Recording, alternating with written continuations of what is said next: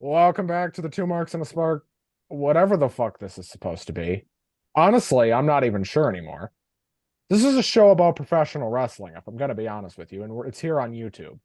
But we also have an audio feed where we do extra shit, like, yell at each other, which we do here anyway, so I don't even know why that's a thing. But Uncle Russ is here. Hi, Uncle Russ. Hey, how's it going? And that other fucking douchebag Devlin's here too. Hey, Devlin. Hey, middle fingers for everybody. Well, guys, a lot of news today, and a lot of mediocrity. I think that's fair. I think that's fair. Uh, let's start with the headline, and we're going to talk about it more after we talk about this show. Endeavor and WWE are merging in some capacity. This doesn't sound like a sale. This sounds like a merger from everything that came out. Well, it sounds like Endeavor is buying 51% of WWE. They're going to be merged into one publicly traded company with the UFC. So I don't know if it's going to be like the UFWCWE or what the hell it's going to be, but it's going to This be. sounds like the UFC pulling a stock scam, is what it sounds like.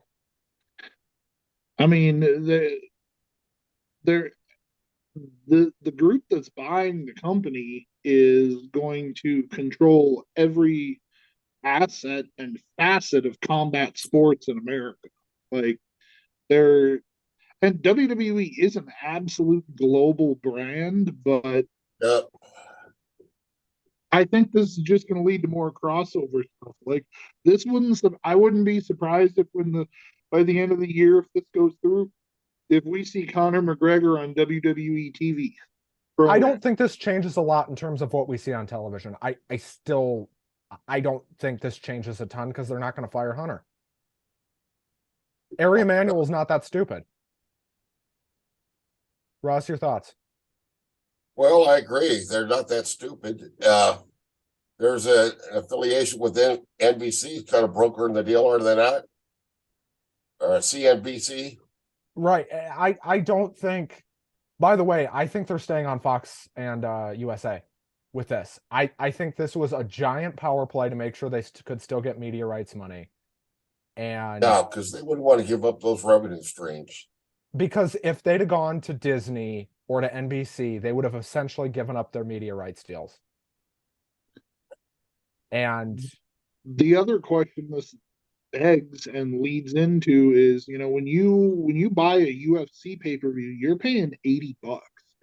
So the biggest question is, what is this going to do to the price of PLEs, pay-per-views, etc.? Is it going to stay on Peacock and remain at nine I ninety would nine? I would assume so because they're making $1 billion on it. Would And it's are they gonna if it does stay on Peacock, are they gonna keep the same price? Are you gonna have to pay extra for one of the four big pay-per-views? Like those are the questions that we're not gonna know the answers to until the sale is finalized and we get some clarity in the that'll coming. probably be sometime next summer, by the way. That this is not going to be an immediate thing, even if they announce it. Like, even if they announce Yeah. this Monday, this is not going to be an immediate thing. And we have a lot to talk about tonight. We got a long show.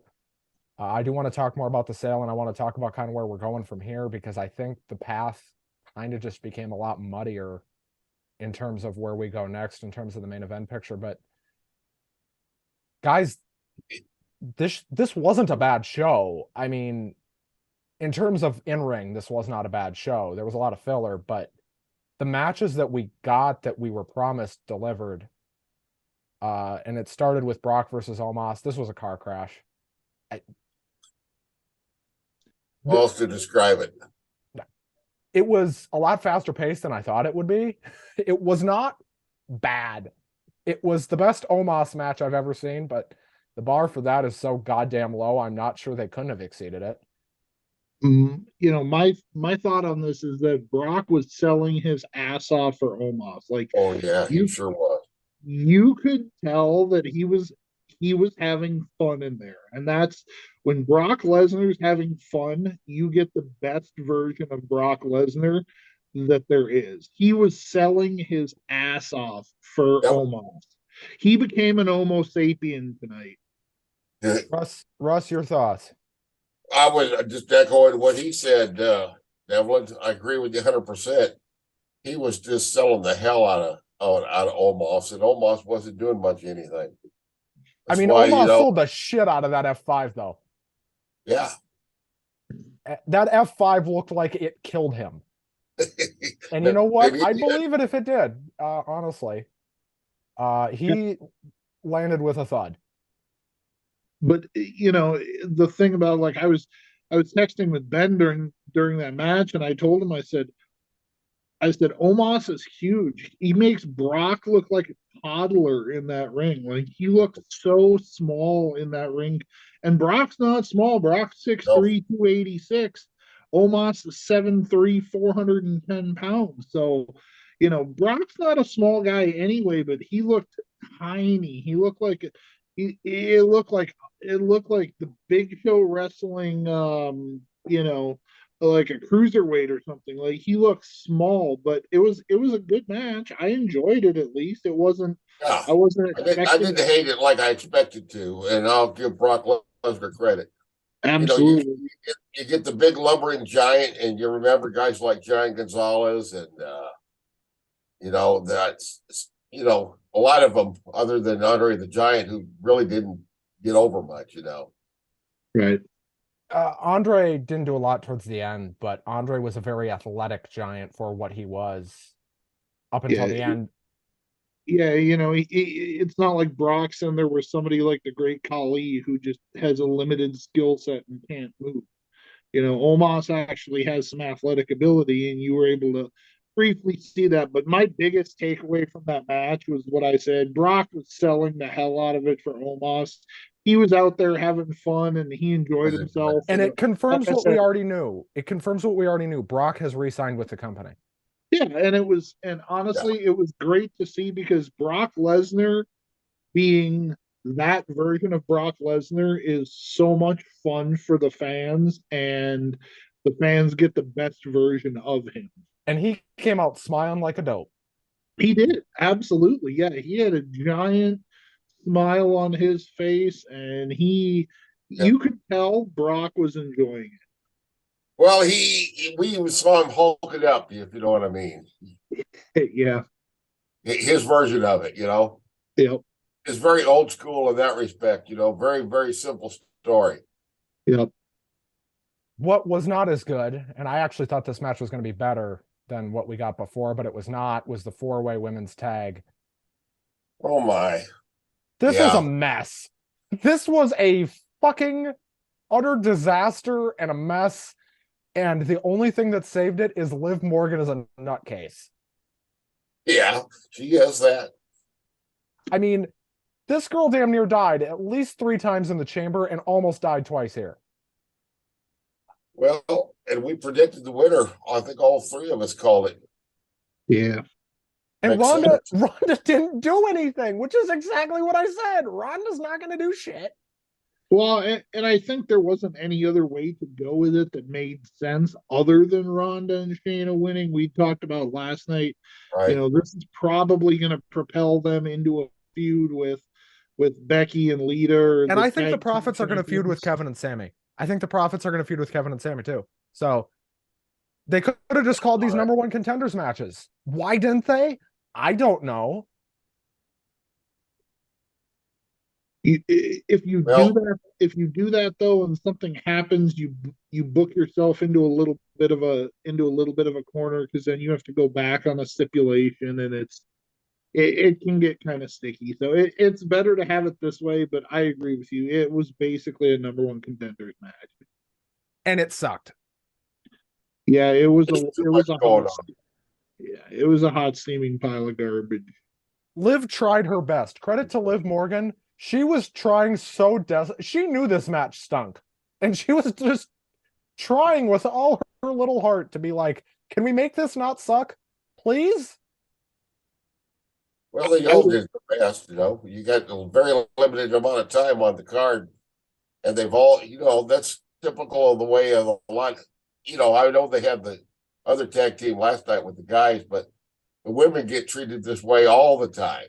They just throw a whole bunch of them in a match, and they each get 30 seconds to shine and show what they can do. And then somehow it's like, well, if they just don't get over, well, they don't really give them a chance to. Yeah, But did get over.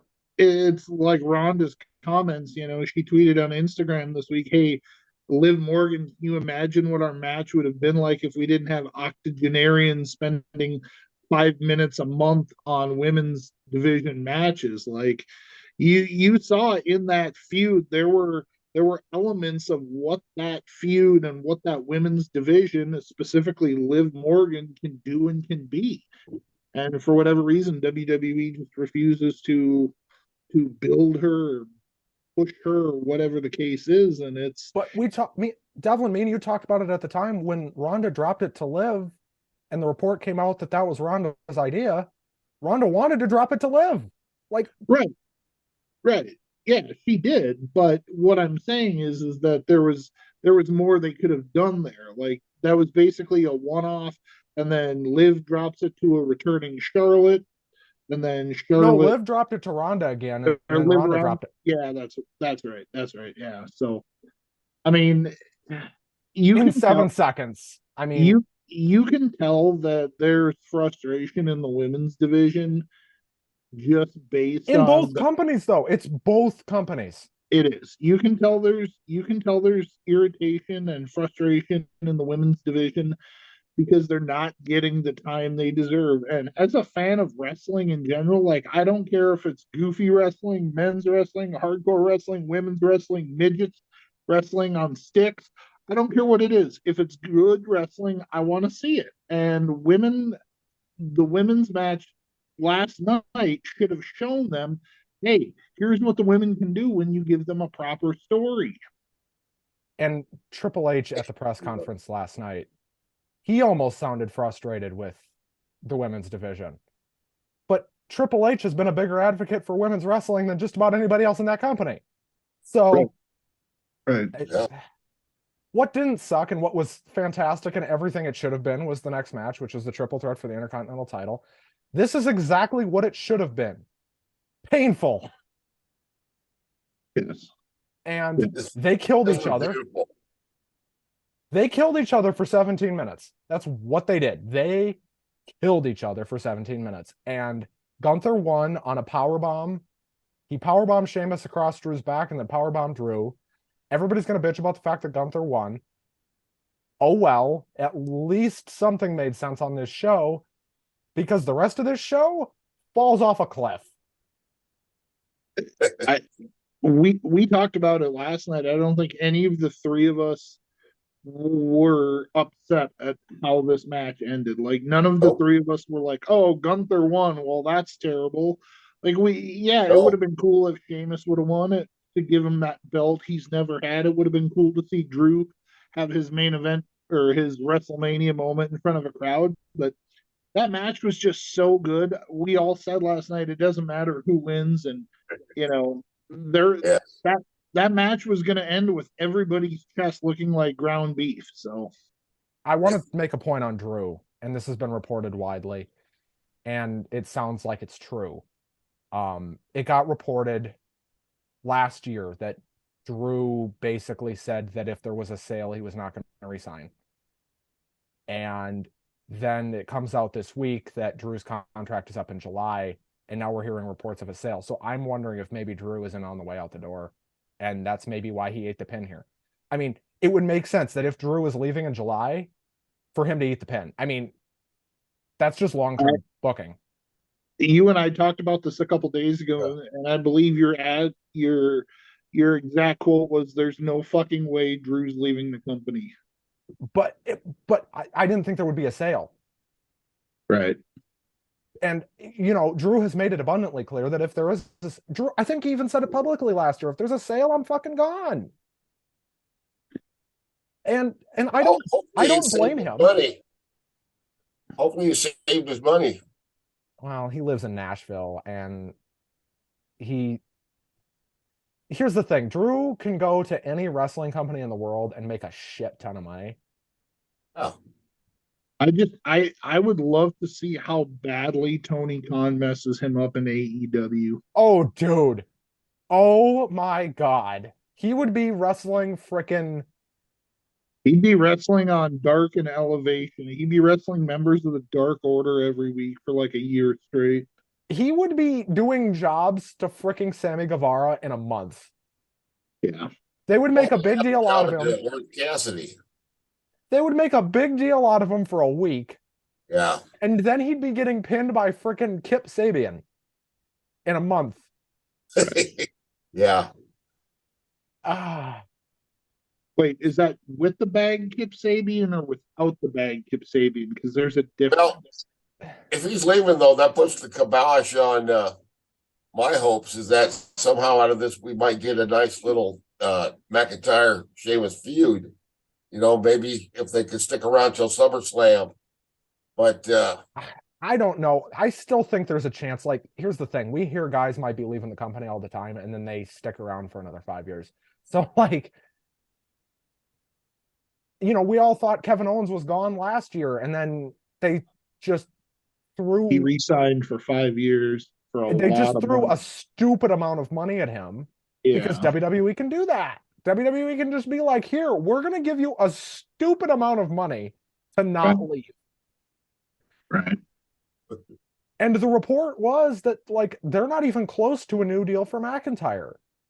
So, 3 months, July, figure it's the end of July, so they got closer to 4. But like, what do you do if Drew's gone? I mean, well, that's bad news for everybody. He goes to Impact Wrestling and you restart three-man band. That's what hey, you do. there you go. You 3-man restart band. three-man band.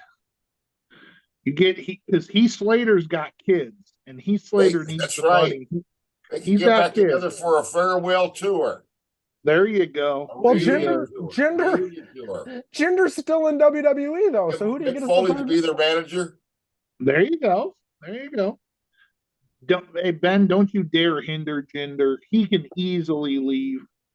If he hasn't been on TV in 6 months, they obviously don't care whether or not he stays or goes. Yeah. He could probably appear on Impact while still under contract, and they might not even notice. He could. He could. They might not even notice. Well, they would notice. I just don't think they'd care. They'd be like, "Oh, that's just Jinder." What also didn't work, speaking of things that don't work, Bianca versus Asuka. This was a good match. The finish did not work.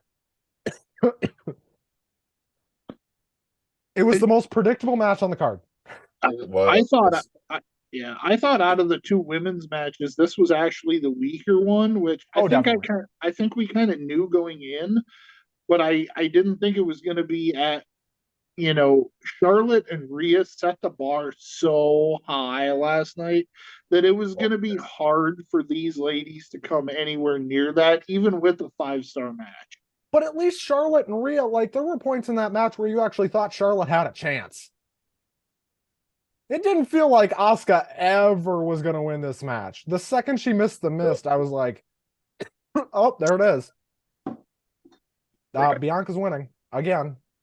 Bianca's still Well, I can see Asuka, her current character, gimmick version, whatever you want to call it. I could see it being hugely over in Japan because they would get it. But I don't think your average American wrestling fan, I mean, she's doing some kind of Japanese folklore thing with like the spirits and the kami and all this stuff. And like a possessed clown or something, right? Yeah. I don't know. Something else that sucked, and I don't know what happened here. Snoop Dogg and Miz do another segment. Snoop Dogg and Miz get into an argument. Snoop brings in the backup, who ends up being Shane McMahon. Shane McMahon does his shuffle down to the ring. I was laughing violently as Shane was making his entrance. All I could do was laugh. I wasn't even mad. Like, I'll be honest, I'm not even mad about this. This because it's the Miz that I didn't care. You know what I mean? It's the Miz, guys. The fucking Miz. You want me to get mad? I'm not going to. Shane comes out, the bell rings, Shane tears his ACL, and Snoop Dogg wins. Okay, first of all, why do you hate The Miz so much? He's the only two-time Grand Slam champion in WWE history. Whether you like it or not, he's one of the most decorated champions in the history of the company. Is the guy a nutball? Yeah, he is. But you know what? He's made a career out of it for 20 years. That's a long time. It's a very long time. Snoop's He's been working there. punches looked great though.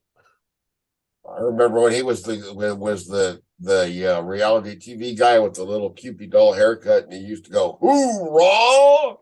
Right? I was Yeah, like, he used to who be the hell with is this Puck son of on a the bitch? Real World. Yeah, he used to be with Puck on the Real World. Let's talk Really? about the last thing that makes sense on this entire fucking show Well, because Which let's was? back up for a second. I personally, so my reaction when Shane came down was get this fucking garbage off my TV, and then set my second reaction was why couldn't they have taken this 10-minute segment that they did and made a Bobby Lashley squash match? Literally give anybody they want to Bobby Lashley. The only appearance he had the entire fucking weekend is a trophy presentation. Are you kidding me right now? Right. Like Yeah. way to drop the ball, WWE.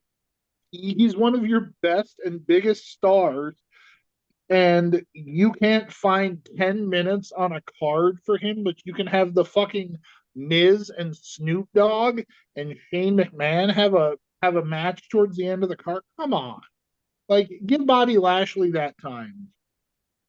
Well, maybe I they'll let him do something on Raw. maybe the, Oh, it was guys, don't get your hopes up. it Like, was a big clusterfuck. don't get your hopes up, man. All I'm saying is don't get your hopes up because this was rough. You And the know what rest I of this thought when show, I seen Shane O'Mac coming in? what? First thing I thought is, hey, where's the posse? Where's the Bean Street posse? Where's Joey Abs and Pete Gas? and Rodney. You know what would have been Rodney, really that's funny? right. I forgot You know what about would have been really Rodney. funny? Because Shane and Tony Khan are like shoot friends, like they're actually good friends in real life. I would have thought it was hilarious if Tony Khan came down. I would have laughed my ass off, and it wouldn't have even surprised me a little bit. I would have just laughed, and it would have just been because he said he never wanted to be a regular figure on AEW TV. He didn't say anything about WWE. Anyway, Edge versus Demon Balor. This was good. The finish sucked. I don't know why Edge won. I think it makes sense to have Edge win. He finally gets the redemption and the payback after everything the Judgment Day put him through, put Beth Phoenix through. But That you they, don't want to beat the demon like that. Why I not? mean, He's the devil. yeah, I mean it doesn't hurt Finn Balor at all. I mean Balor's still gonna lead the Judgment Day, and it doesn't boost Edge at all. It just gives him a victory at WrestleMania over the Demon. It didn't hurt anybody and it didn't help anybody. It was just a really good match that made sense storytelling wise and logically. I didn't like the fact that they beat Finn here, but I get it. I mean, and if it takes Also, a concerto, if it takes a concerto to beat a guy, I guess. Concerto also, always takes me right out of it, right. because it's just it's too unbelievable. There should be bone fragments and gray matter and blood splattering all over the place, and there never is. So it reminds you right away that this whole thing is work in a big way. That's just me, but Well, they And were it's both actually doing some weird shit, for their characters. But you got a demon, you got the devil. Well, the devil's the boss. He's going to take care. He's got one of his demons. He's going to kick his ass. right.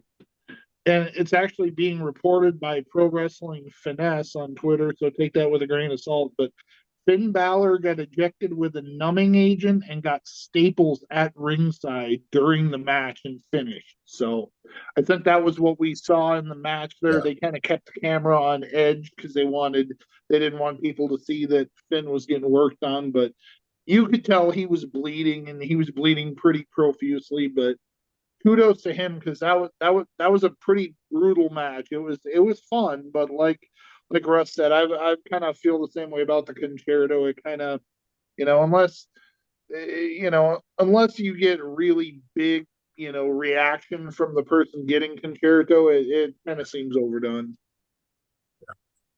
Well, after this kind of felt like I was watching a boxing pay-per-view because they were very clearly like had a set time they wanted the main event in the ring, and they stalled and Oh my they God.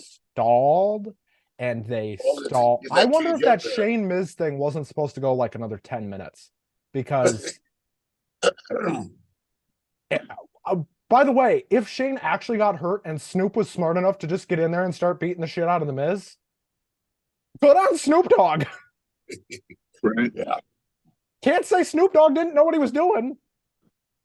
By the way, is this should be the part in the episode where Damon takes the Intuit TurboTax logo and just like implants it somewhere on the screen, just because we didn't see that logo enough fucking times this weekend.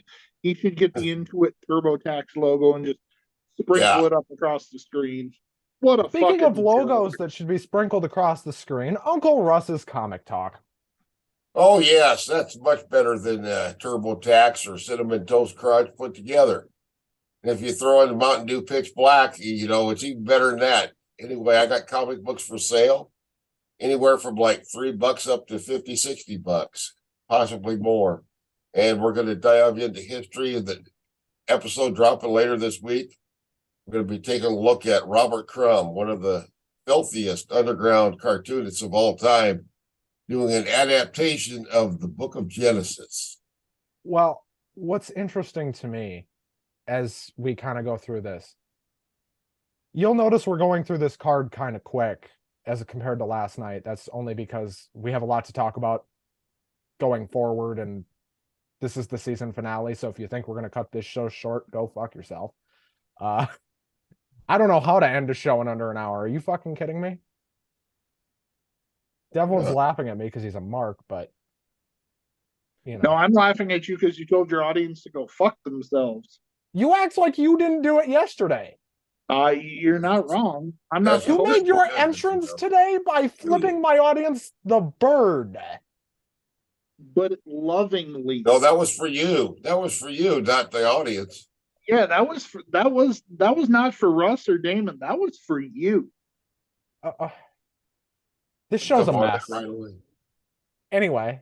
Because let's be honest, I was just doing what Damon and Russ always want to do, but just don't do when they're on screen. So, I mean, Damon does do that. That's how he greets me most nights. Anyway. Exactly. So why are you surprised that I do it? Anyway, there you go.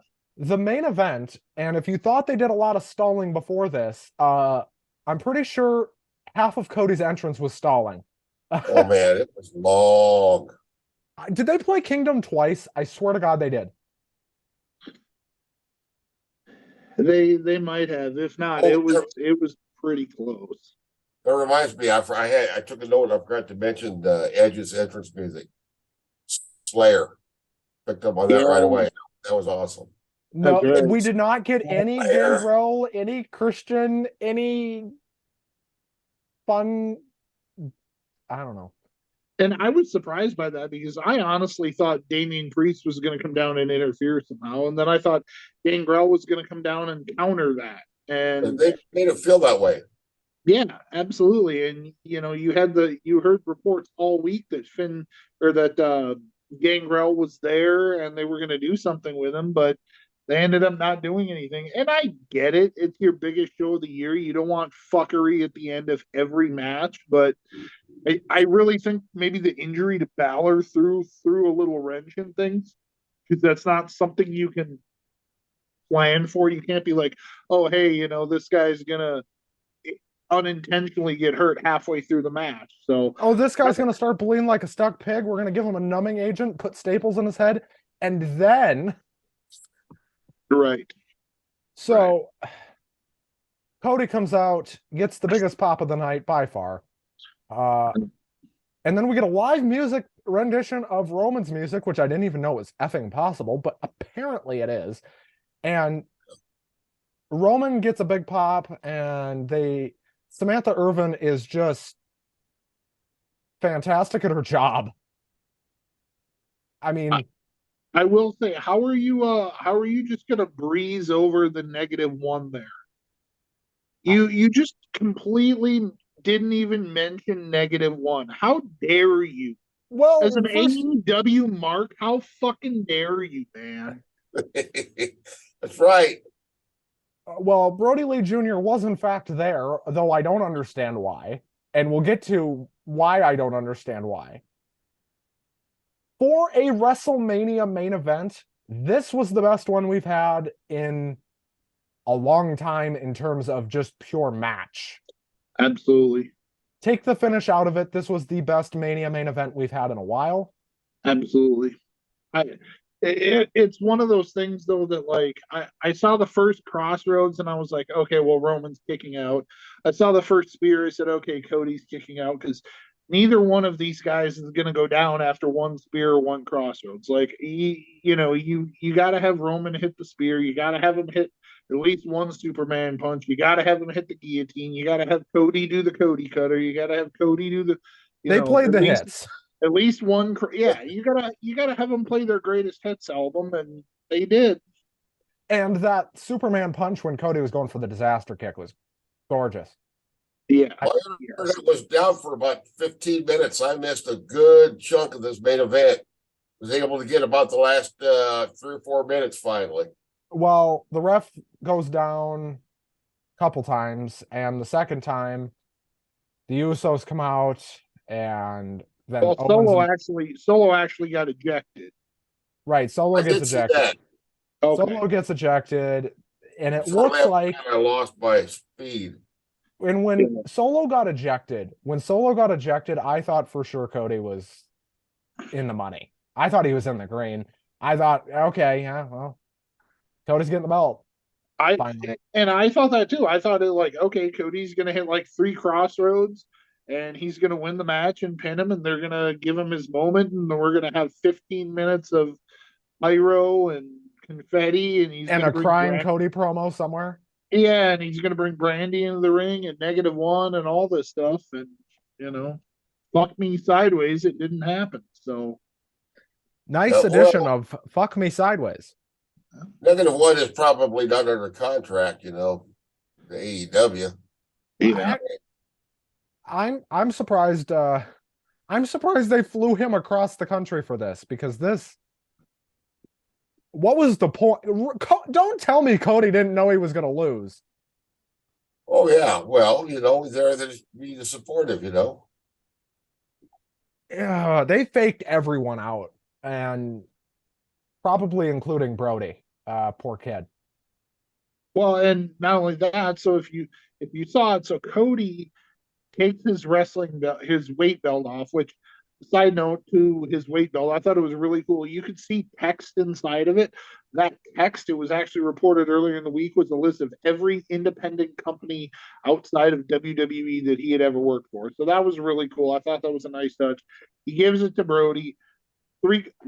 Halfway to 3/4 of the way through the match, Solo Sikoa off screen grabs it from Brody, -1, whatever you want to call him, and it hits Cody with it, causing the ejection. So Solo, the bad guy. And don't tell me Brody didn't know that was going to happen, because I guarantee you, right, him and Solo were talking about how they were going to do it. They were probably like, Solo was like, hey kid, here's what's going to happen. I'm going to come over to you at about 10, 15 minutes in. I'm going to take the belt. I'm going to whip the fuck out of Cody, and then I'm going to throw it on the ground. Roman's going to pick it up and get it kicked off his head. Okay, anyway. The finish comes when the ref goes down a sec. I love when you get worked up about the main event. I love that. There's nothing better for me when you get worked up like that. Do you want me to fire you? It's the best thing. Worked up Ben is the best. Any fucking way. And I'm going to go on a rant here, so bear with me. Oh, there's something new that we haven't had this episode. Never saw that coming.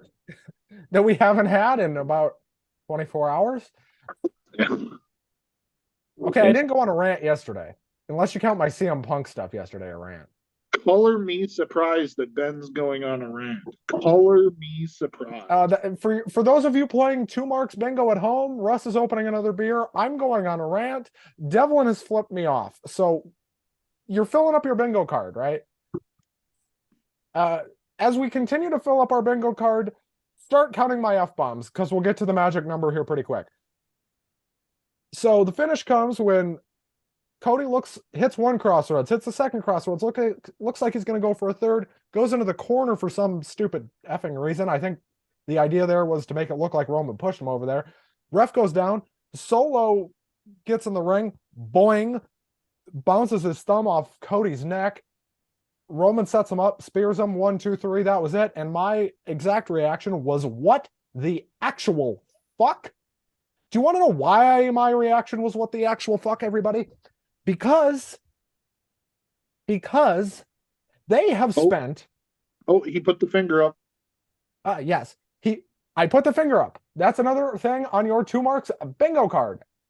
Anyway, continue playing at home. Anyway, these fuckers, this company has spent the last 3 fucking months of my life, how worthless it may be, telling us, hey, Cody's winning the title, finally. Yep. And what did they do at the end? Boom, right up our asses. They just took their fist and shoved it straight up our candy asses because you know what happened? Roman won. And do you know what happened when Roman won? The crowd turned on this show so fucking quick. I swear to God, if I was there live, I would have walked out. I would not have stayed to watch the pyro, to watch the fireworks show that they did after for Roman retaining, which why they're doing that for a fucking heel, I'll never be able to explain to you or anyone. And Roman does his thing, and Roman's like getting mad at the crowd for whatever fucking reason because they're pissed at him for winning, which... I don't know who said it, but somebody recently said, and the quote was, "If I was there, this would not, as a non-fan of professional wrestling, this wouldn't have made me a fan of professional wrestling." And then I believe they also said, "If I was there, I would have physically been upset." That was Yes. me. I said that. Did you two? That was Damon. Hi, Damon. You guys are marks for yourselves, I swear to God. It's all right. The show's off the fucking rails. Anyway, any fucking way, this fucking company just showed us what they think of us. They think we're a giant waste of space and time because do you know why? Because they just stuck their middle fingers in the air and said, fuck you. Like this. They said, here's what they did. WWE was like, haha, you stupid fucking marks. You thought Cody was going to win? Roman Reigns, bitches. Well, just think of the backlash. People that are still pissed off about what they did to Sami Zayn in his hometown. Add this on top of that. And, backlash is the next show. Well, backlash is what they're going to be getting from the fans. I just want to say this because I've never gotten to say this, and we're 11 episodes in, and this is the end of season 1. And if they want to fire me, fuck it. Acknowledge me, bitches. I mean, really, that's pretty much what they said here. I'm gonna be so irritated when Bad Bunny beats Roman Reigns at Backlash Puerto Rico for the undisputed championships. Oh my. Like, I agree with Benny. Like, this fucking company, like, you spend all this time bringing Cody back. You do And all money. you do all this time and all this money. You make him number 30 in the Rumble to win the fucking Rumble, to set the stage for this, and then like Russ correctly and appropriately said, then you have the Sami Zayn in Montreal thing. The crowd turns on Roman because they don't like Roman, and Sami's the most probably over person in all of wrestling right now. And then you add what happened tonight on top of that.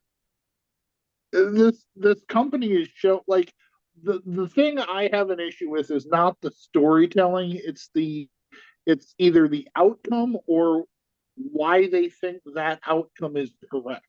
Like the storytelling that they've done has been top notch, fantastic. I absolutely love it. It's riveting, it's dramatic, it's captivating. Like you don't want to take your eyes off of it. And credit to Roman and the Usos and Sammy and everybody. There were so many little subtle nuances, even at War Games when the Bloodline was holding each other's arms up. You saw Roman kind of look over at Sammy and kind of give him a look. Like you could tell those seeds had already been planted and they were starting to grow. But like this fucking company, man. Okay, I do want to say this, and I'm going to play devil's advocate here for a minute because there's three of us and none of us are doing it. Devil's advocate here for a minute. Here's what I think happened in all reality. And I don't know this. I'm not reporting this. Nobody run this because I don't want to look like a fucking idiot if it comes out to be not true. Here's what I think actually happened. I think the original plan was for Cody to win. But this Endeavor thing started to become more and more reality, and Endeavor wants stability for the transfer process. So what happened, more likely, is Ari Emanuel, Vince, Hunter, somebody, probably a mixture of the three, called Roman and said, dude, like, we're doing this sale thing. We need some stability at the top. We have Cody, who we think is stable, but we don't know, and the devil you know is better than the devil you don't. Are you willing to stay for another 3 to 6 months before your vacation, and you only have to work the pay-per-views, and you'll be on Raw or SmackDown twice a month? And we'll just keep going. And you know what? I don't think that's too far-fetched to think, because businesses like Endeavor and even WWE to a greater extent like stability. And Roman is a proven stable commodity, and he will continue to be regardless of this result. And everybody that is on Twitter right now saying nobody's going to watch Raw tomorrow, dude, they're going to do 2 million. They're going to do 2 million tomorrow. Yeah. Dude, Triple H could go out there and cut a promo for 3 hours and they do 2 million. Like, I'm not worried about Raw ratings. I'm not worried about the fans turning on every show. Like, this is not Austin going heel. Like, this is not that stupid. This is dumb. This doesn't make sense. This is bad. But this is not the worst thing this company has done even in the last 5 years, much less ever. Like, can we not overreact to this? Because there's people on Twitter right now, I've already seen it, saying this is the worst thing WWE's ever done. Well, not even close. No, it's not. Does anybody remember Bray Wyatt versus Seth Rollins at Hell in a Cell 2019? Okay, first of all, I want to say if you think that's the worst thing WWE's ever done, you obviously don't know Katie Vick. Okay, and I'm not going to go into it. Katie Vick. Yeah. Oh, I forgot about Katie Vick. I had blocked that out of my memory. Another one I'd like to block out is Shane and Vince versus Shawn Michaels and God. that was bad. Or the anonymous Raw GM, which ended up being a fucking laptop computer. Oh God. And then it ended up being Hornswoggle. Yeah. Well, I mean, that was a nice twist, though. Well, I don't like Hornswoggle any more than I like the Orange finish to this Cassidy, the pay-per-view. Jacksons, the Miz, literally any mid-carder.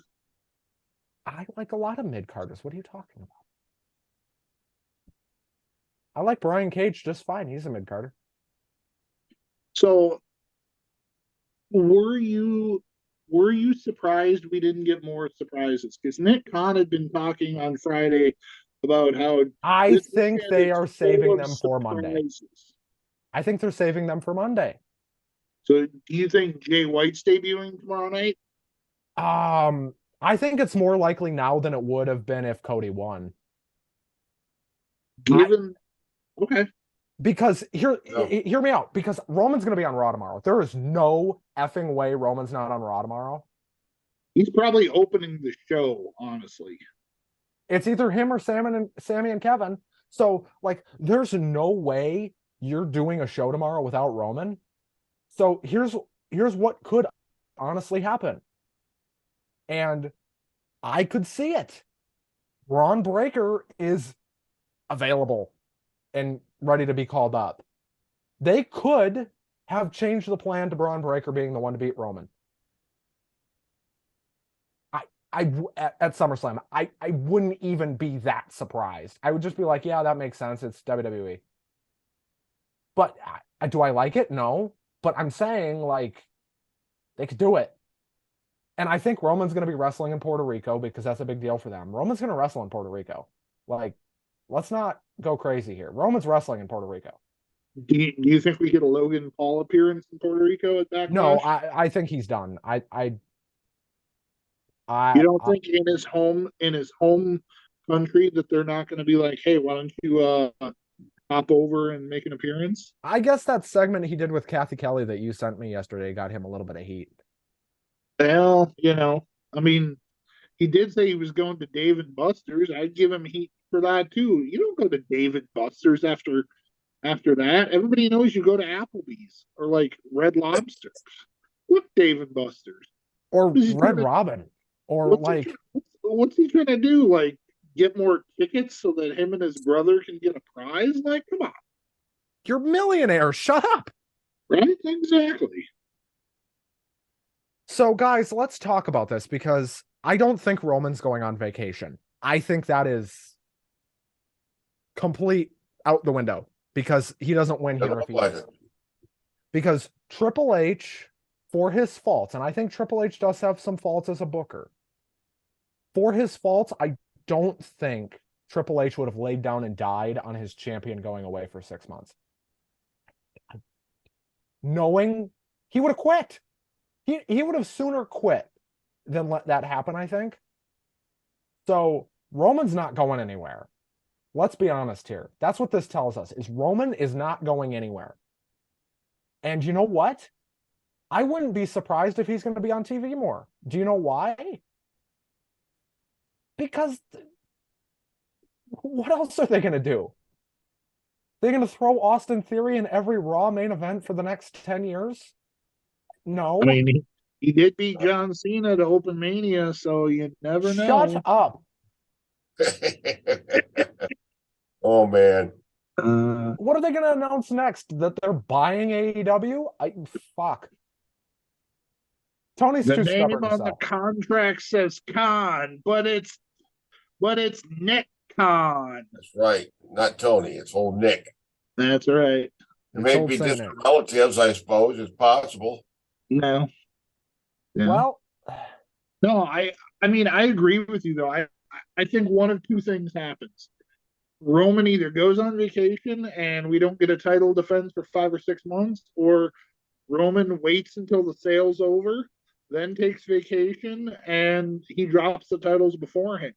I don't think there's any way that they book this to have Roman off of TV for 5 months with the belts. It's not a good business move. And they Triple didn't H, even do that with Brock. For as much as people bitched about Brock, the longest he was ever gone was 2 months.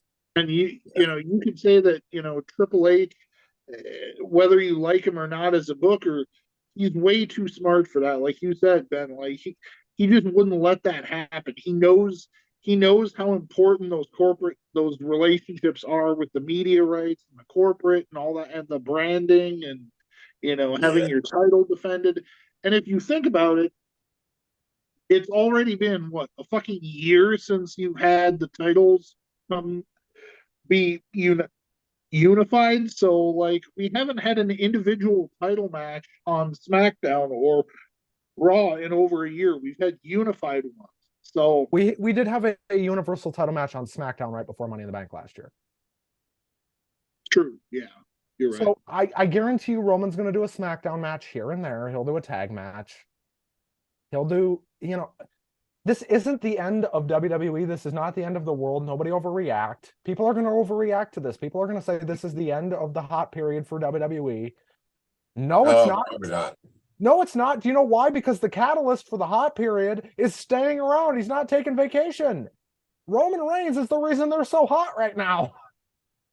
So here's kind of my thinking. I'm wondering if maybe somehow because the Usos lost and Roman won, I'm wondering if they're not going to start like a very slow burn face turn for the Usos, where Is this Roman thought he had them under control. He thought they were all on the same page. They let him down. They let the whole family down, all that kind of stuff. I'm really, really interested, almost more so than to see what they do with the world title.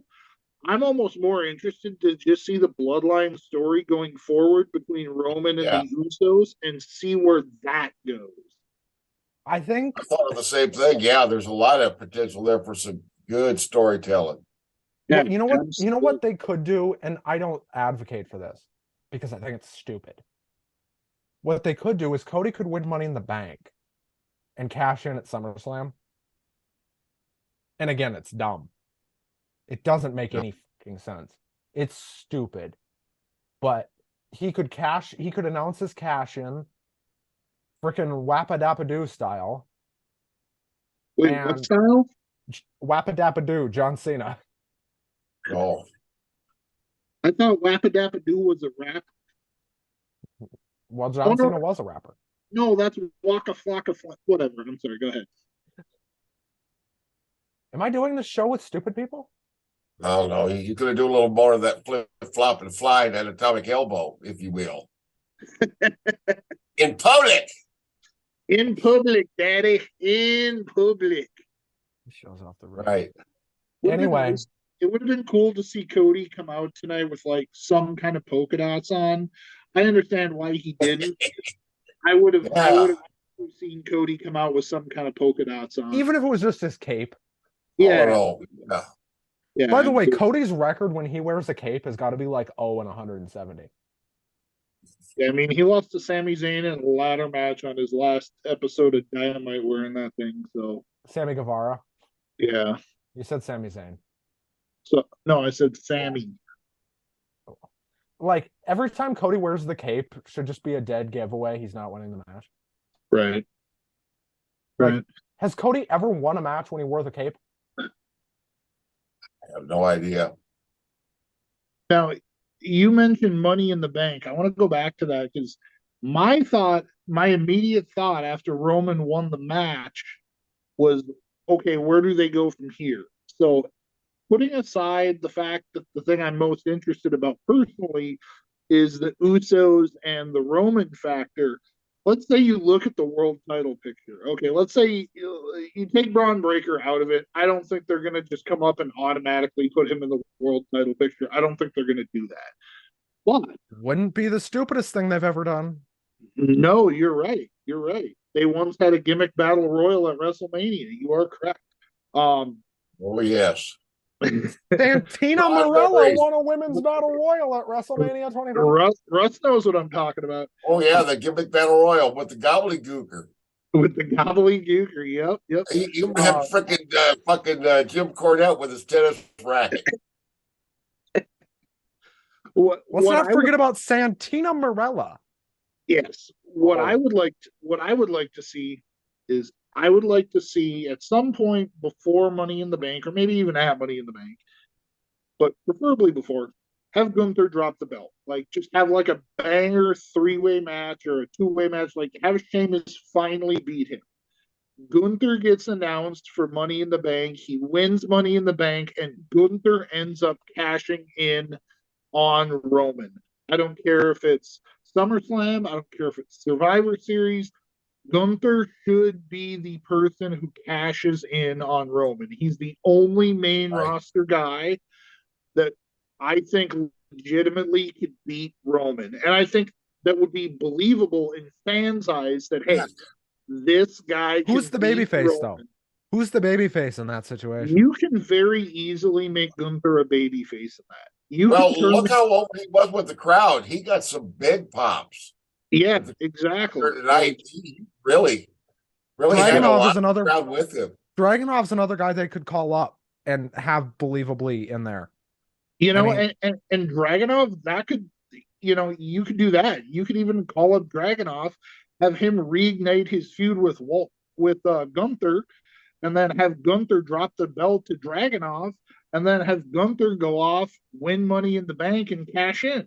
You know, for me personally, I think the best thing WWE can do going forward for their world title picture is to make Gunther versus Roman. That's the that'd money be a match. banger match too. That is the money match. That's the money feud. It's the feud we haven't seen. They've kind of been avoiding that so far. I think, in my opinion, that's the one I match, and he's the one guy that could legitimately beat Roman, and fans would believe it and say, okay, yeah, he's as good as Roman, if not better, I other also than think just, I think it might also get a bigger reaction than Cody. Only because I think at this point, while Cody is top babyface, I mean, I could argue Seth might be more over than him because Sami Zayn for sure is. well, the reason, though, that I think Gunther is going to be the person that does it, because where did Gunther come from? He came from NXT and NXT UK. Who used to book and run NXT and NXT UK? Like, Papa H. So Do you think? If Triple H is going to push anybody, like we've seen it, he's been pushing all the people that Vince didn't care for. He's been giving them TV time and pushing them. If he's going to push anybody to the moon and make them a megastar in the world title picture, Gunther is the person that makes the most sense. Does this knock Cody down or wrong?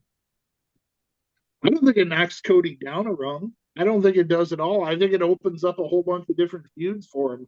I can see, you know, personally, when he comes back, I'd love a Cody Rhodes Randy Orton reignition of that feud.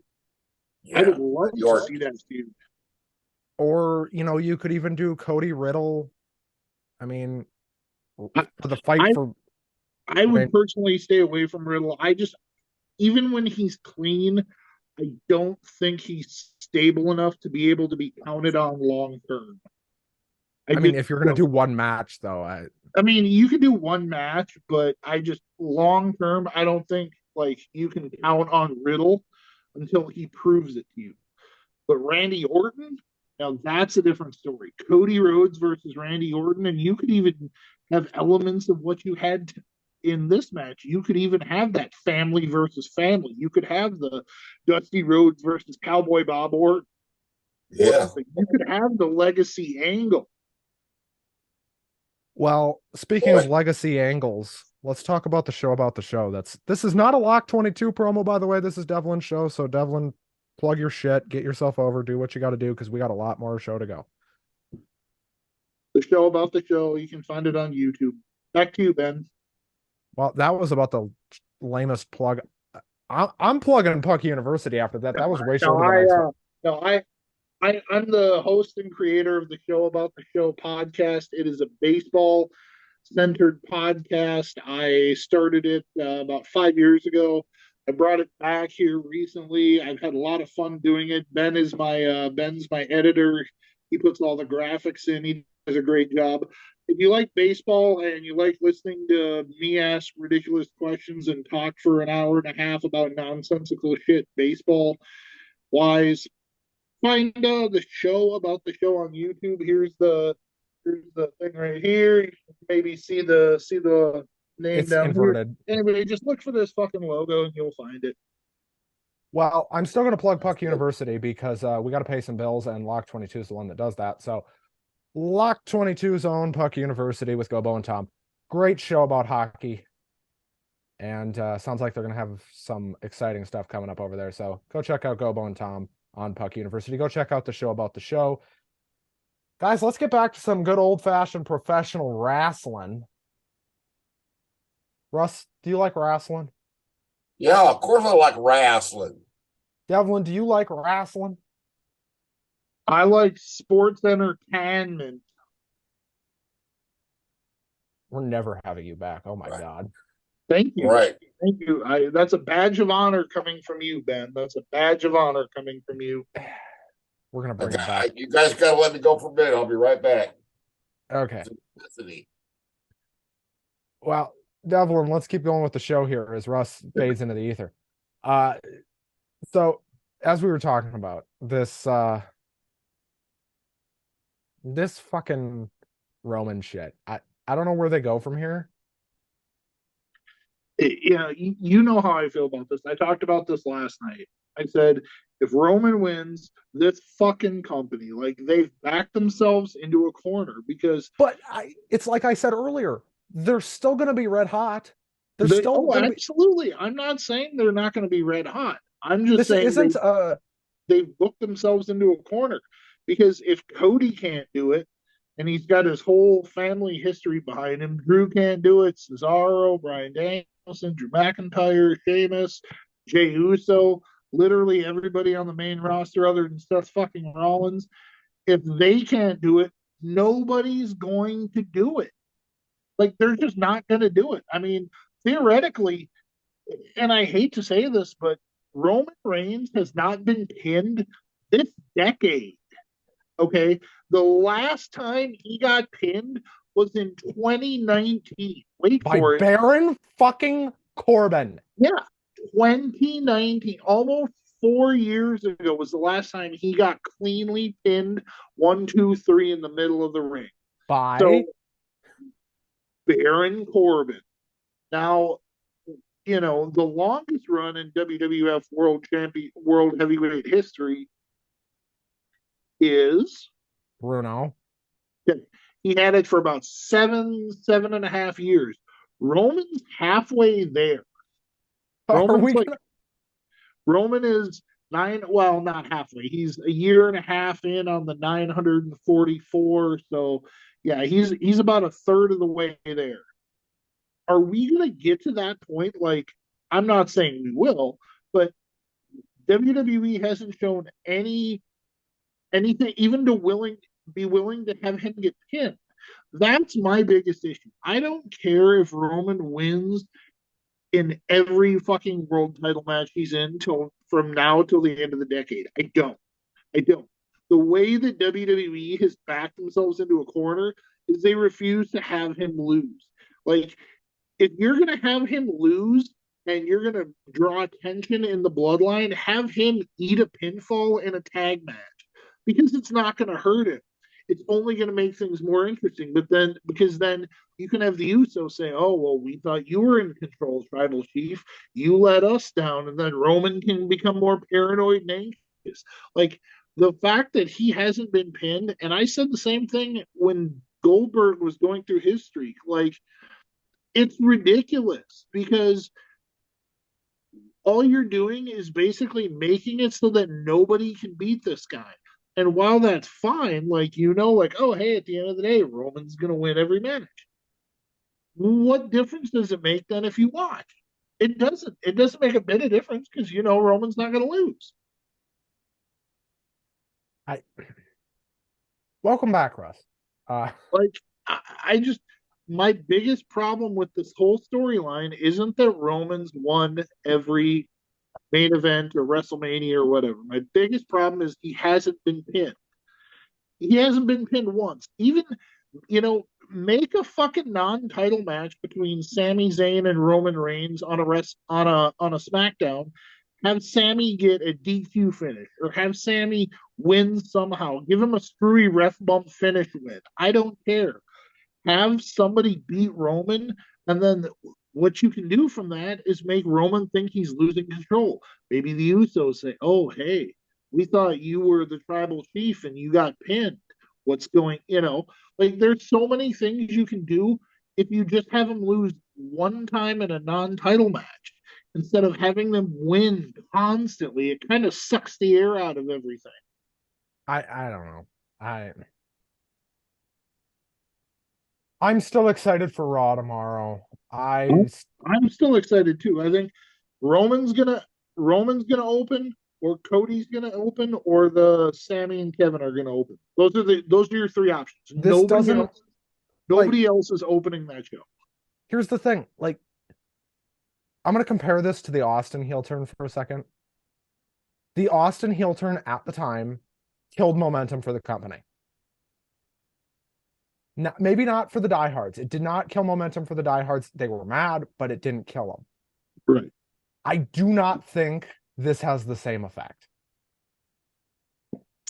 No, it won't. And I understand to an extent why WWE is having Roman win all the time, because it's like, okay, Roman wins, Roman wins, Roman wins.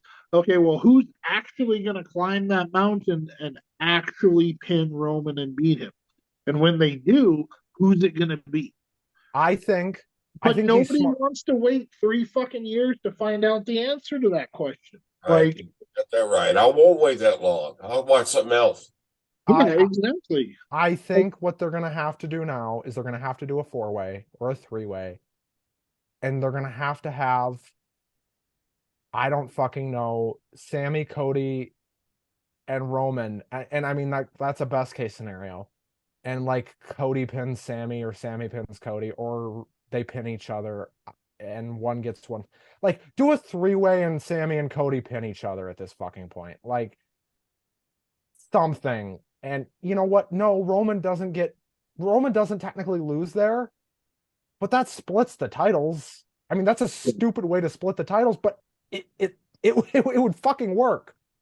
Well, and the last time that Roman or the Bloodline even lost was New Year's Eve when Cena and KO got the pin. Well, they didn't pin Roman, because if you pin Roman, you make him look weak and vulnerable, and you make people think, oh, exactly. You make him think you're protecting him, but you also make people think, oh, he can be pinned. I better watch their next show because somebody might actually beat him because he just got beat.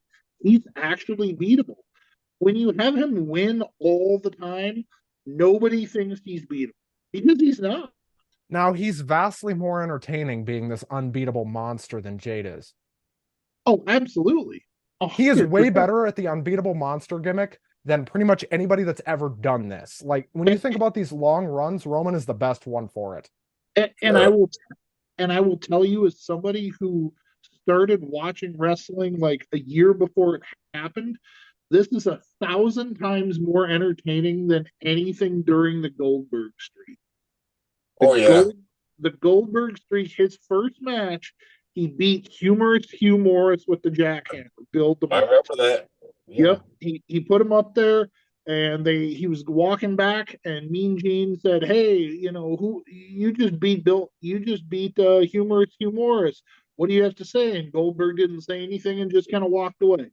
The thing WCW did at that point was they included house shows that Goldberg was never actually at in his wrestling. So, like, 1 week he would be like 12-0, and 7 days later he'd be 36-0. Well, you didn't have 24 house shows in a week.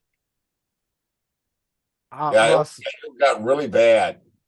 Russ, I want your opinion, because you're the oldest one here and you've been watching wrestling probably longer than me and Devlin have been alive. Opinion about what?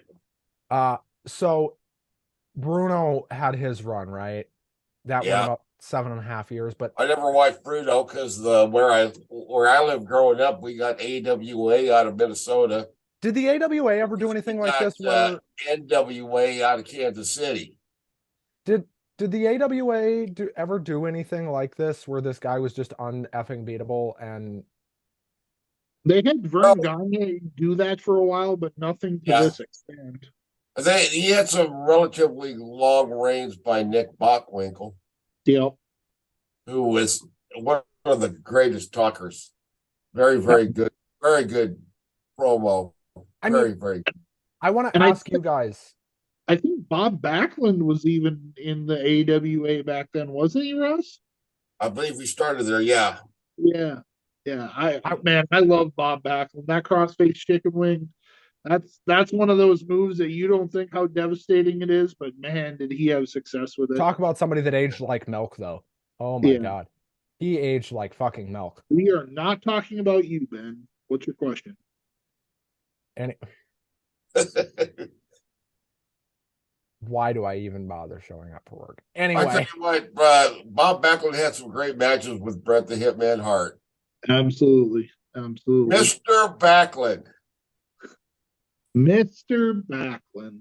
And he had the most generic, ordinary ass looking thing. Like he looked like William Regal. He had like tan, or he had like burgundy colored trunks, burgundy knee pads, and that was it. But that dude could wrestle his ass off, and it was so much fun to watch.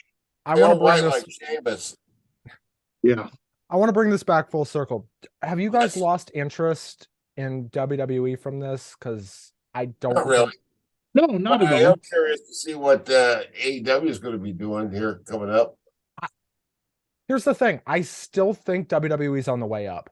I don't think this is the end of their momentum, because you know what they're going to do?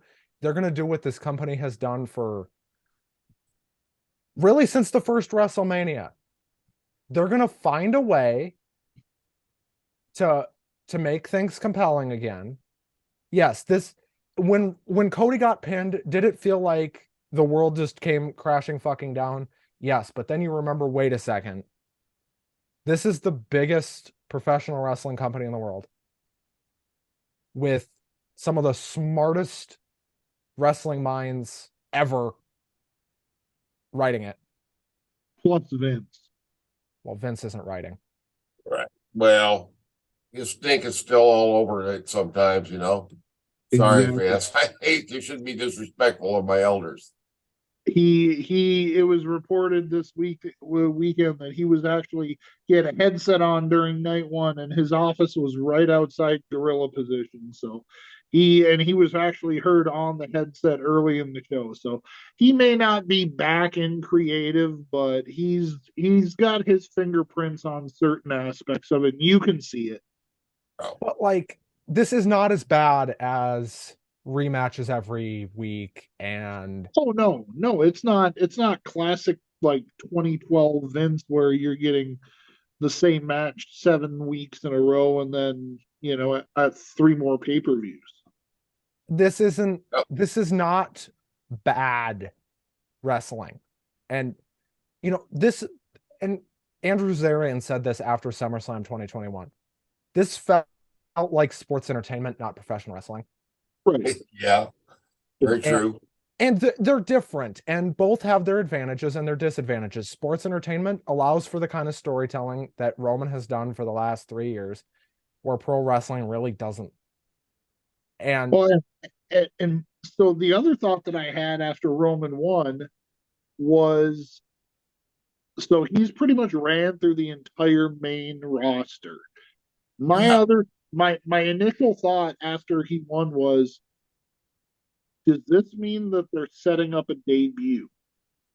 Like, are they going to bring, like, is it Jay White? Is it somebody else? Like, is somebody new coming into the company to try to challenge? that's how it felt. That's how the end of the show felt. Like, that's what it kind of seemed like to me, was like, okay, he's ran through everybody. He's no pun intended. He's at the end of the road. And who's going to challenge him? If there is a big surprise awaiting us tomorrow night it'll be tonight actually when this is posted, but they've done a really, really good job of not letting it leak out. They did, because nothing has been confirmed. I mean, but here's the thing. The Cody thing didn't leak until what? 24 hours, 12 hours before Mania? The Cody thing leaked really late. Like that, like Mike Johnson reported that like he'd heard Cody's name thrown about, but like nothing concrete. Like never did they say Cody is for sure going to WWE. Like, and it was always kind of assumed. But I think probably the only person in that situation who knew 100% was Seth Rollins. And I'd heard that even some talent didn't know who was right. Like they'd heard the Cody rumors like everybody else, but they didn't know. I just have a hard time believing that you're going to take somebody like Seth Rollins, who's a top tier talent, a loyal guy, and one of your best workers, and say, okay, go stand out in the middle of the ring, and just stand there and react to whatever happens. I have a really hard time believing. No, here's what I I think feel like happened he with knew. here's what I think happened. 2 weeks before Mania, and this has been kind of the rumored thing. 2 weeks before Mania is when WWE knew for sure Cody was coming. Like Okay. they knew pretty much that he was coming, but they knew for sure 2 weeks before. And Right. that's when because they had two plans for Seth at Mania last year. One was Gunther and one was Cody. So, because Gunther was the backup plan. I don't know if you guys know that, but Gunther was the backup plan. Gunther was because they were always going to have a surprise for Seth, but the backup plan was Gunther, and the main plan was Cody. So, 2 weeks before they know Cody's coming, they pull Seth into a room and they're like, dude, here's what we're doing. It doesn't leave this room. Cody's Right. coming back. We want you to work him. And I guess what happened was they brought Cody in and they did like a conference call thing. And Cody and Seth talked through the match, and that was that until WrestleMania 38. Okay. And here's what could happen tomorrow. They could do essentially what they did at Mania last year with Seth again. He could go to Adam Pearce and say, I want a match tonight, main event. I just beat Logan Paul. Like, do the Yeah, Seth. that's not a good strategy. Be like, I'm the only person in 3 years that's got a win over Roman. Granted, it was via DQ. I think having a win over Roman is going to give him a little more boost than saying I just beat Logan Paul. But like, have him go to Pierce and just go to that egotistical maniac. Like, hey, I'm the only one who's beat Roman. I don't care that it was by DQ. I'm the only one that's beat him. I know And how to beat him. He's my shield brother. I know him better than anybody else. and And if anybody can beat him, it's me. and Adam Pearce says, okay, Seth, go to the ring for the main event tonight. Seth goes out there. They build it up all night. Seth versus a mystery opponent. Shades of WrestleMania. Seth goes out there. Lights go out. Bullet Club. And here You'd love that, wouldn't you? I would scream. And here comes the Switchblade. And you don't even have to do a long match. You could do 45 seconds and he hits him with a Switchblade and it's over. You wouldn't even have to. You wouldn't even have to have physical contact. You could literally just have them stare each other down in the middle of the ring. Like they could build it up as a match, but it ends up just being these You two could dudes. you could just have them staring at each other and just jaw jacking with each other, and that would be enough to get people talking. Exactly. Like they're gonna find a way to reignite this thing. Because Yeah, and they will. You're absolutely right. Like I haven't lost any confidence in WWE. I don't agree with the decision tonight. I think it was dumb. I don't think it was the stupidest thing they've done. I don't think it's the stupidest thing they've ever done. I I don't just think it's don't the agree. stupidest thing they've done this year. I don't agree with it and I don't like it, but like we've talked about in the show, I'm interested to see where they go with it, especially because the Usos lost. So how much I more think paranoid and angry is Roman going to be? Is he going to replace the Usos, or the Usos going to have a slow babyface turn? You know, like there's so many different things that they can do, but world title wise, it'll be interesting to see. I think I'm gonna do an audio extra this week and um I'm gonna talk about Roman's run so far. And I think I'm gonna do kind of a retrospective on Roman's run on an audio extra either this week or next. Oh, let me throw in my 2 cents here. Russ, please. Who was the last wrestler to beat Roman Reigns in the singles match? Baron Corbin. There you go. There's your solution. Put the title on Baron Corbin, and boy, that stock price is going to take off through the roof, man. You know, you want to know what would kill their momentum? That. Oh, poor guy. I feel bad picking on him because he seems like a really good guy. But He does. haven't known how to book him good. I think he would. I think he would be better suited as a babyface. And When he was down in NXT, him and another guy, and I can't remember who the other guy was, but him and another guy, when he was down in NXT, they were both undefeated. And the crowd would actually, during their matches, they would have like squash jobber matches.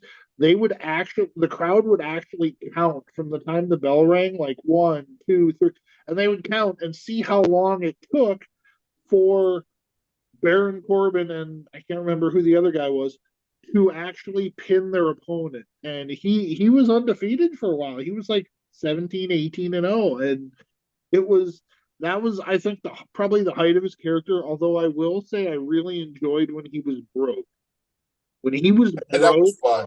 and doing his whole like I'm poor and homeless and wearing the same shirt all the time and like mustard stains on his shirt and he hasn't That was showered. funny. That was great. That was hilarious. and again, I think he's better suited as a babyface. And you could even have him do the lone wolf thing again as a babyface. And everybody's going to try to say, "Oh, he needs the long hair to be the lone wolf." No, he doesn't. Well, Right. the Steve always growing out. You could have him come out tomorrow as the lone wolf, and he'd get over instantly. Right. And I don't know what the plan is. I don't. But the plan has to be something with somebody's got to beat Roman here. And maybe it's Edge. Maybe it goes back to Edge. Maybe that's where they're going. They're going to be in Detroit for SummerSlam. That's really close to Toronto. Like, maybe you just say, fuck it. We're going back to Edge for a month. And then you have Cody beat Edge. I mean, or Gunther beat Edge. Or, God damn it, I don't care who beats Edge. Just somebody. Edge is not a bad plan B. I will say this. Yeah, but he's a little old. Go ahead. Seth Rollins did say this week that he wants to be the person to face Roman Reigns. He didn't say beat, he said face Roman at WrestleMania 40. Now that was something coming from him, it wasn't coming from the company.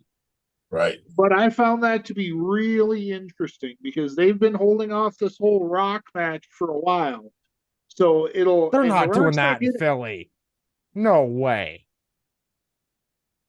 I wouldn't.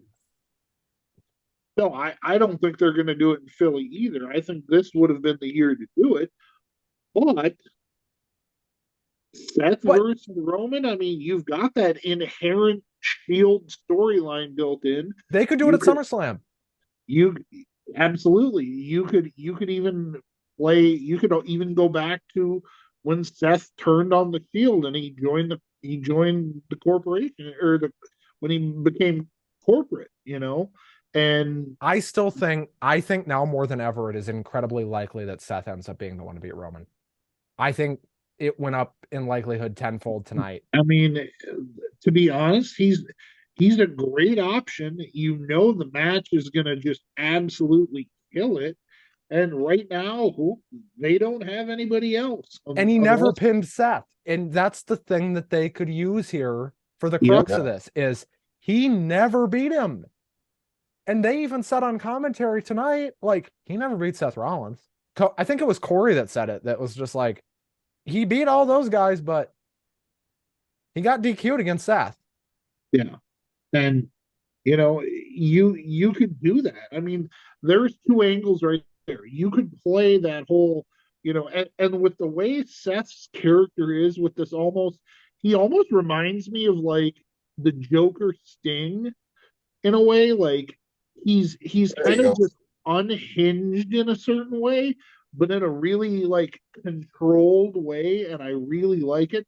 But you could have Seth play serious mind games with Roman, like things that you could have Seth say things that, when we were in the Shield, we would have, we'd talk in the locker room and Roman told me things about him and his moveset that nobody else knows. You could do something like that, or you could have, and then on Roman's side, you could have, not just not just wanting to keep his titles, but you could have Roman say, "Well, I believe you were the one that turned on us. We had a good thing going, and you turned on us to go corporate." So to me, it's the most because Gunther won. That's the most logical feud. But when has WWE ever been logical? Not When very is often. when is any wrestling company? I want to go around the triangle really quick. This is not a circle. This is a triangle. I want to start with Russ. Russ, who would you most like to see if you had to pick one person to beat Roman from here? What was that? Gunther. Gunther. Devlin? Yes. Yeah, I agree. I think it's Gunther. I think Seth Rollins has the. I think the Seth storyline would be easier to do because I think, like I said, like I just laid out, it's inherently there. Like it's all like they've already got the backstory of that going.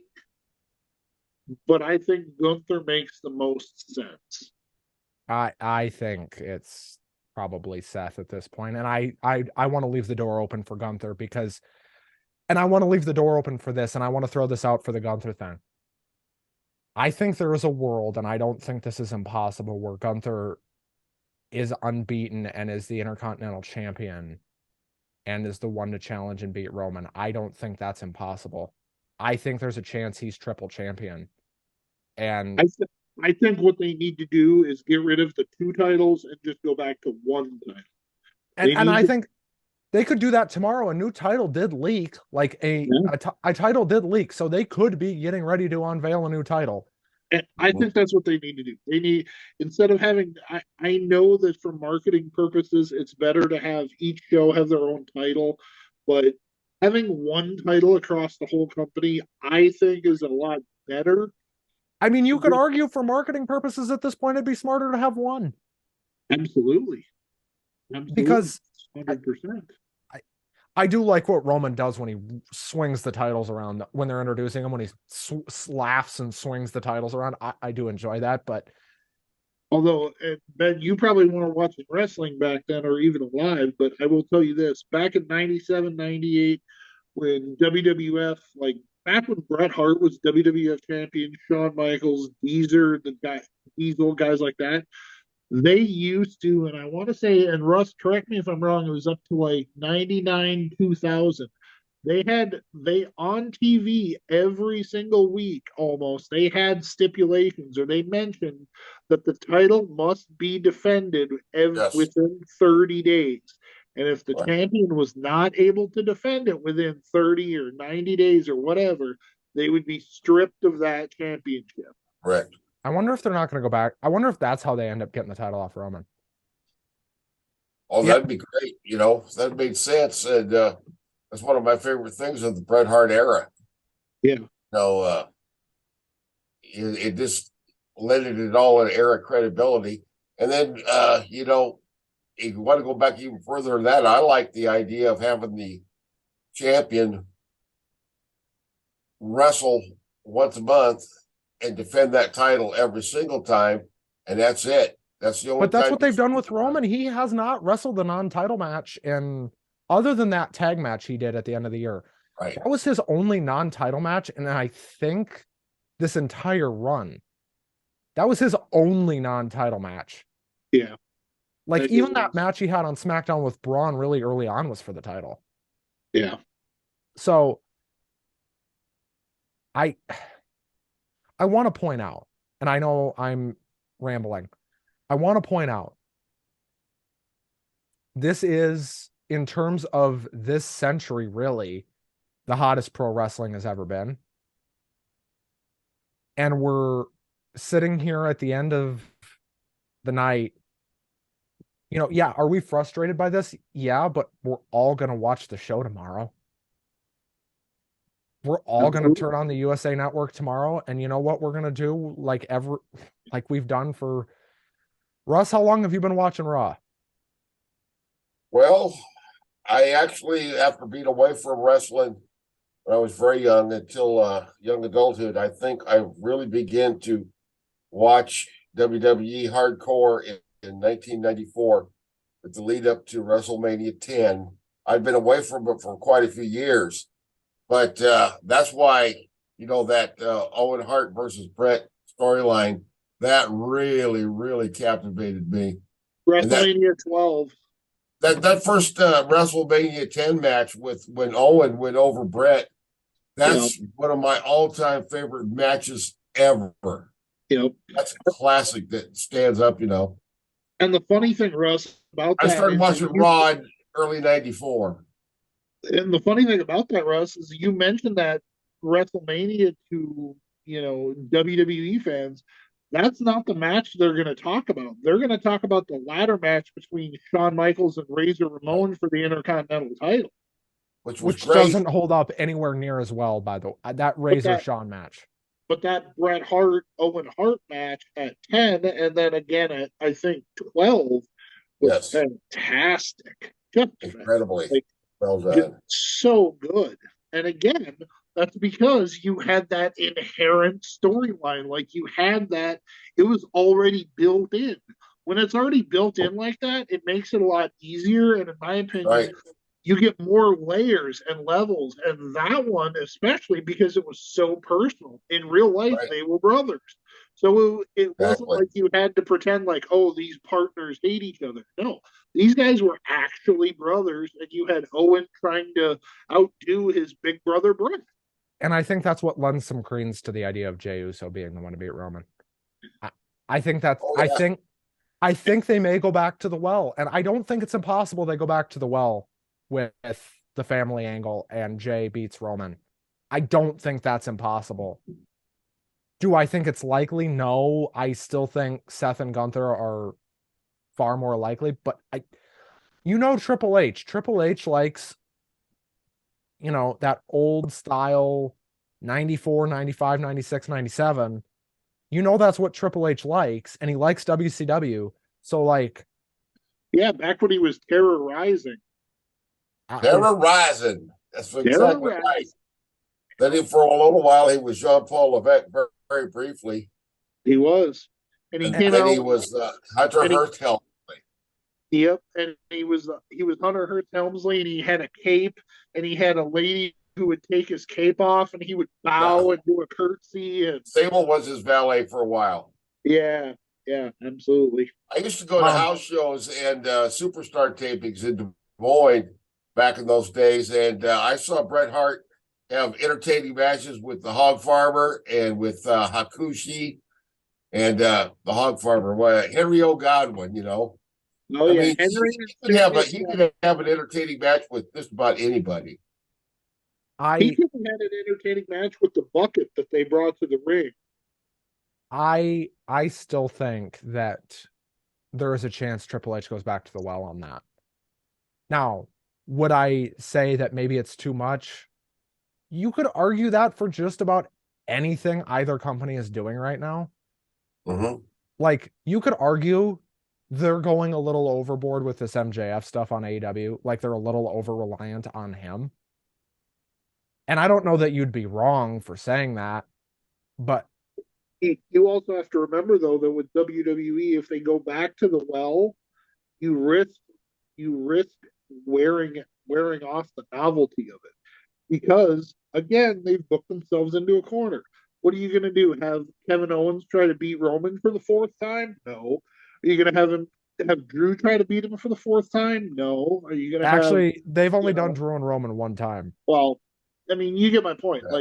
Yeah. If you keep going back to the well, which, I mean, I'm not opposed to it, but if you can make the ideas fresh and the stories fresh and have a different perspective on it, but you run the risk of it getting old because fans then go, okay, yeah, we've seen this feud, we know this feud, but it's eventually. I'm not suggesting you run everything back. I'm just suggesting you run the Jey thing back, because I think that's the only thing that, other than Seth, you can run back and have it make sense. Yeah, I mean, like I said, I felt that my first thought after he beat Cody was, there's got to be a debut coming. I honestly thought that we were going to have one of those WrestleMania endings where Roman's standing in the middle of the ring, holding up his title.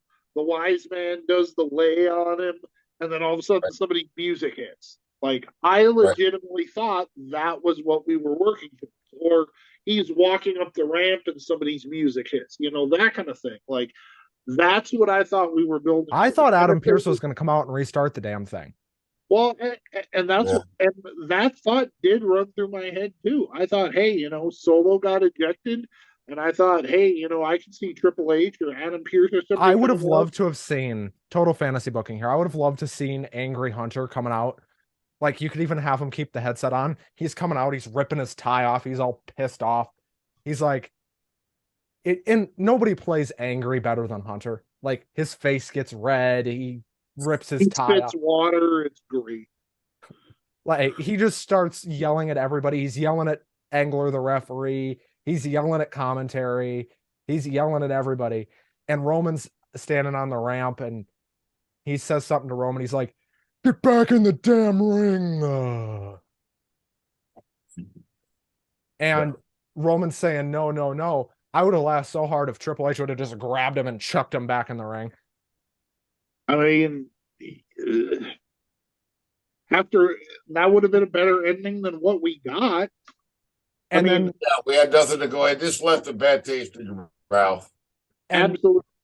And you could even have Triple H go in there himself and pick Cody up and prop him up in the corner and say, "Wake the fuck up.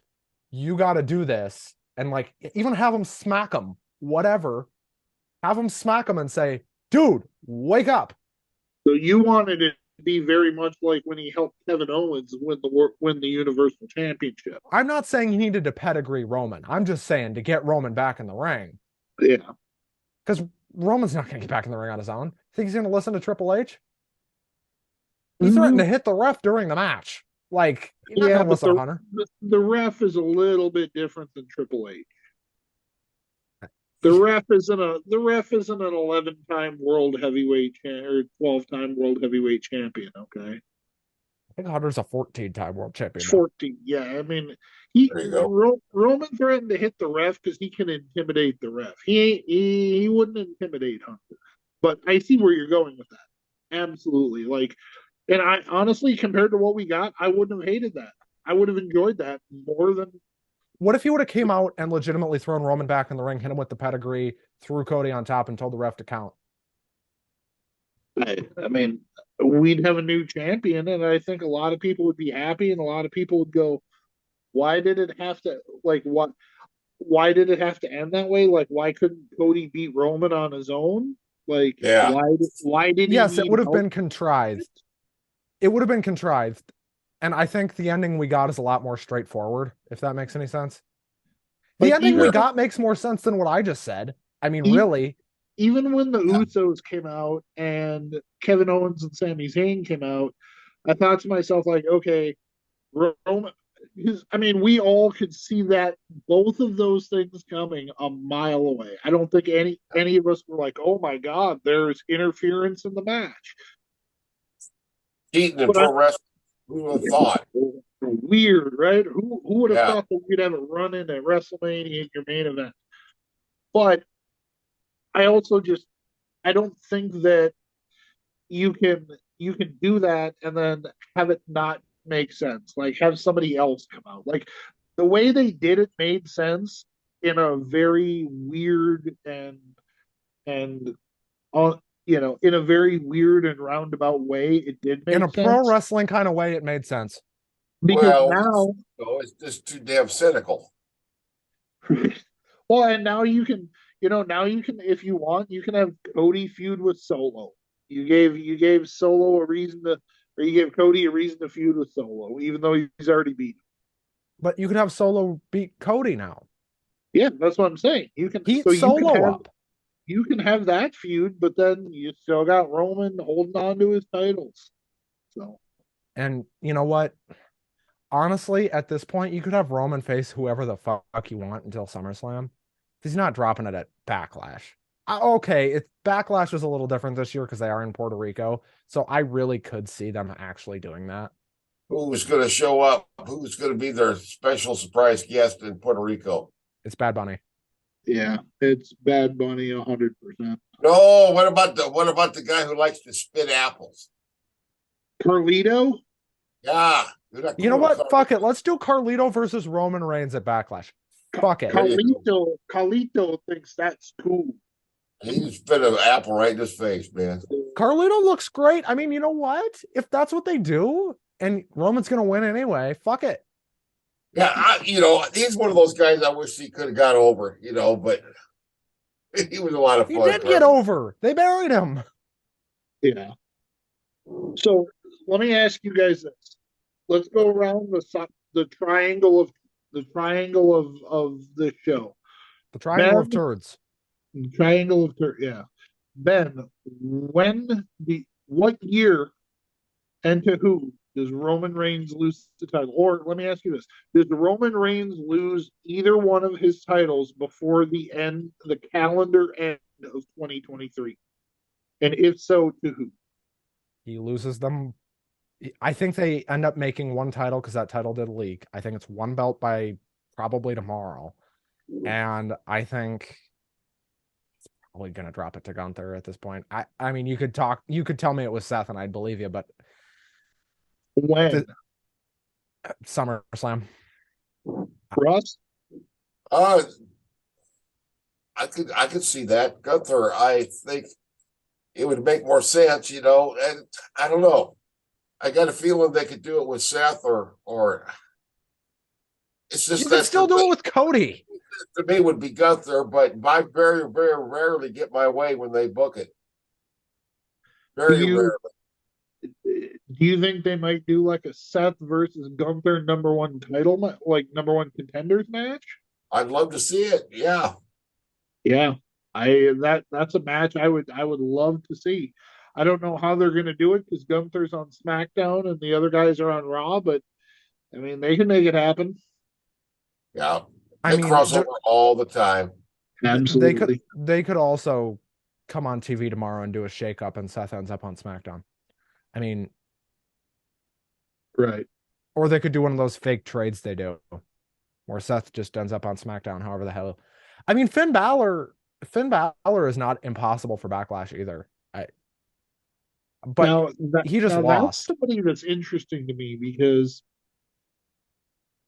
as much as I love the Judgment Day, I almost want Finn to like. I could almost see Finn, and if Rhea stays with them, Rhea or Finn, Dom, and Damian being able to offset Solo, the Usos, and Roman. So, like, I would like to, if they're going to run it back with somebody like we talked about last night, Ben. Is Damian? I would like to see them run it back with Finn Balor and give him that world title run that he never. Or Damian Priest. Fuck it, Damian. I don't think Damian Priest is a legitimate champion. I don't think people would buy that, but I think people would buy Finn Balor. But he just lost to Edge, so how do you get there? He lost to a Hall of Fame. But it's Edge, man. Yeah, exactly. Everybody.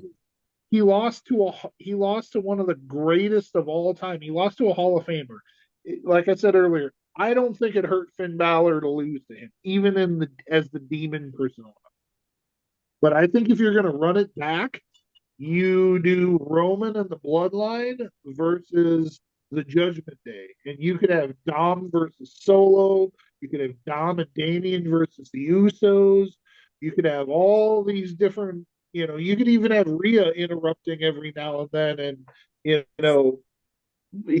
beating up Paul Heyman for, comedy's sake or whatever, So I don't think that's too far fetched. Get beat up by Rhea Ripley. I'm married, but I would pay a lot of money to get beat up by Rhea Ripley. Buddy Matthews is a lucky man, I'll tell you that. Oh man, I'm telling you. Although I will say, I thought it was hilarious at the Hall of Fame that Rhea Ripley had Buddy Matthews sitting next to her and Dom sitting in front of her. I thought that was really, really funny. Like, I don't know if they planned that, but that just some of the reaction photos that I saw from that were just absolutely hilarious. Well, guys, we're coming up on the end of the show here. And all right, I believe you. You believe me? I believe you. My body's telling me it's time to go home and go to bed. Ben, I do have one more thing before we go. I have one more question I want to throw out there because I was thinking about this tonight too, like in between the filler Yeah. or the fillers that they did. In my opinion, this was the weakest Hall of Fame class ever. Do Oh you yeah, guys agree? it was. I can't even get Close. excited to take a look at it. Why so small? It's Yeah, It's like it's close. an afterthought. I right. don't know. I'm tempted to agree with you, but yeah. I will say this though, for as weak as the class was, I thought the speeches were a lot better this year. Um, and that's just because I watched the Hall of Fame, which I don't even know why I Who bothered. inducted Eddie Kaufman? Jerry Jerry Lawler. Lawler, he had a pre Jerry Lawler had a pre-taped speech, and then Kaufman's Okay, family did. yeah, What was it? Jerry's not healthy. No. Yeah, But Would he's it have still. been awesome? Would it have been awesome if Tony Clifton inducted him? I still wanted a Bob Zamuda. I, honestly, though, when Andy Kaufman was announced, the one name other than Jerry Lawler that I wanted to introduce him would have been David Letterman, only Well, because that would have been awesome. that happened on his show live in Yes. front of him. I Like mean, the that, whole plan got worked, Jimmy and I was Hart, right there with him. But that's that good old analog TV and right through the antenna. absolutely, Jimmy Hart absolutely. ended up actually being the one to induct him, as I remember now. Jimmy Hart got introduced by Jerry. That's Jimmy true. did That's right. Yeah, he did. Jimmy did fine. I mean, I don't particularly care for Jimmy Hart anymore. He's one of those like guys that worked in the 80s and 90s, but guys that definitely don't work now. Uh I just like I enjoy like don't get me wrong, I've been watching wrestling since like 96, 97. So that was when Ray was actually a cruiserweight and he was in WCW and he was just starting to kind of get a big national audience in America. But other than that, like eh, but I Stacy mean Keebler cut one hell of a promo, brother. I I mean, mean Stacy Keebler back, when I remember I know I'm sure you don't remember this, but when she debuted, do you know who she debuted as a valet for or a girlfriend of? David uh Flair, David Flair.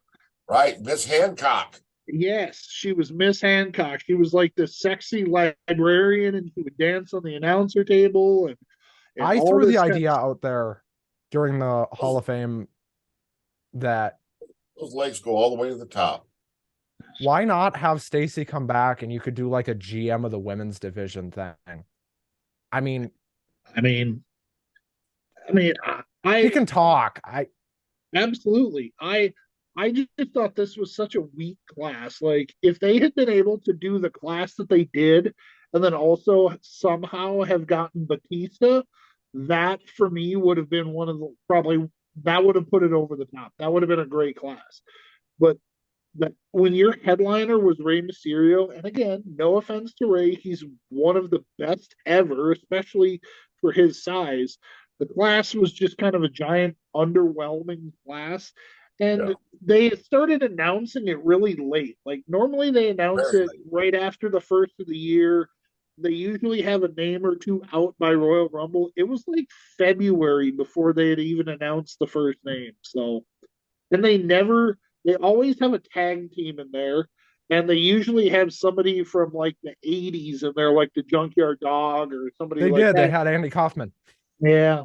But I Right? mean, like an actual wrestler, not like the Celebrity Hall of Fame. But I I mean, just, I just thought the entire class was underwhelming, with all due respect. I did too. I agree, but they actually put on a pretty decent show for how underwhelming the class itself was. Yeah. They're never going to book a Hall of Fame show like I would. Who would you? I'd get the Midnight How would? Express. Okay. You. How would you get around the Cornette problem? Well, I don't know. Because As a, Cornette would go out there and say something that he shouldn't. Yeah. you know damn well he would. The rule would be like we will induct Ricky and Bobby, but we do not give Jim Cornette a live mic. Like, we do Well, not do that. well, That would have to be how you do it. There's so much pushback because of the, I Right. mean, I'm embarrassed. I love his philosophy a lot of times about booking. Yeah. I don't agree with the way he says it, He Yeah. gets very, very, very, very personally insulting to people He in does. a way that I'll admit sometimes it's funny, but sometimes it's just he seems Yeah. like a very bitter. And his take on women's human being. wrestling is really gross too. Anyway, Yeah, it is. Although, Ben, what have I told you? What have I told you about Jim Cornette? Every time we talk about him, what do I always say about Jim Cornette? I don't know. We still need a Jim Cornette versus Vince Russo episode of Dark Side of the Ring. Like, They'll never do it. there's something about that feud that happened backstage at TNA Impact, and we like the whole story hasn't come out, and we need to know what it is. Like, you want the highest rated episode ever of that show. You put those two guys together, holy shit. Here's the thing. I have heard a lot of stories about what happened in TNA with those two. I have heard everything from Cornette full on went up behind Russo and sucker punched him in the ear to it was just a minor push and shove match to like just the craziest shit you've ever heard. Like I even heard a story where like Cornette went up behind Russo and kicked him in the nuts. Like I've heard everything. I don't know if any of it's true. I didn't ask Vince when I talked to him just because like sore subject, but Oh, sure. I don't really care. I mean, I care to the point where like if it was on Dark Side of the Ring, I'd watch it. But if like I'm not gonna call like I could text Vince Russo right now and ask him, but Yeah, no, like I wouldn't go out of my way to do it, but I think that would make a really, if they really put it in front of you though, you would be like, like, okay. like if that was an episode, you would watch it. I just think in terms of like weird wrestling feuds and beefs that are never gonna get squashed, that one to me is probably the weirdest. Because if you listen to them talk about booking and shit, I don't think they're that fucking different in terms of the way they talk about booking. Because neither one of them like anything either company is doing right now. Right. And like they agree with each other, what, 98% of the time? Like if you listen to Russo and then you go listen to Cornette, it's like the same shit. So what the fuck happened? Right. It's got to be very, very deeply personal. Absolutely.